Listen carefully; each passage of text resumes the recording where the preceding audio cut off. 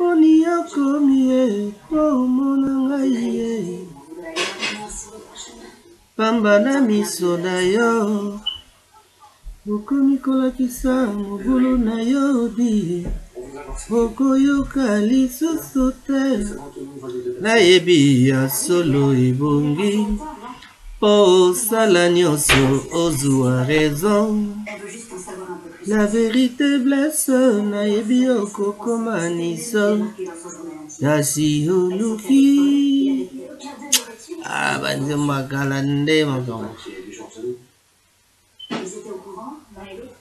Eloko esala ngai boyo kolulai embeli ya papa malade yoyo.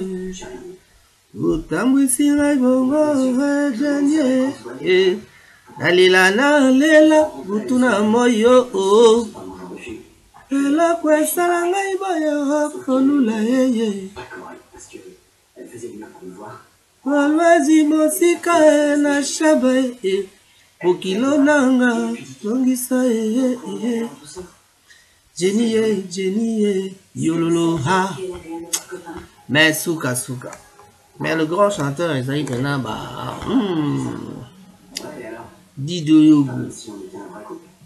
Et ce qui m'étonne toujours, c'est la voix qui est imitée par les enfants là. Oh là là, ça fait drôle quoi. On devait partir avec ses parents. Bato nakati na nini ngala koma mawa. Nyonso sema kanisa l'avenir bana na ngai. Nyonso sema kanisa l'avenir libota na nga mobimba lola mona na ngai ya liboso. Talaka mokumba sima na yo. Yozali mobali he. Zokolemba kamino na yete. Merci d'accepter de le recevoir et toutes nos condoléances, Madame Davis. Désolée. Ah, mon petit Macambo. Voilà. Eh bien, un bon après-midi à la maison. On verra. Je suis à la cuisine et puis voilà. Eh oui. Un relax n'a pas l'air.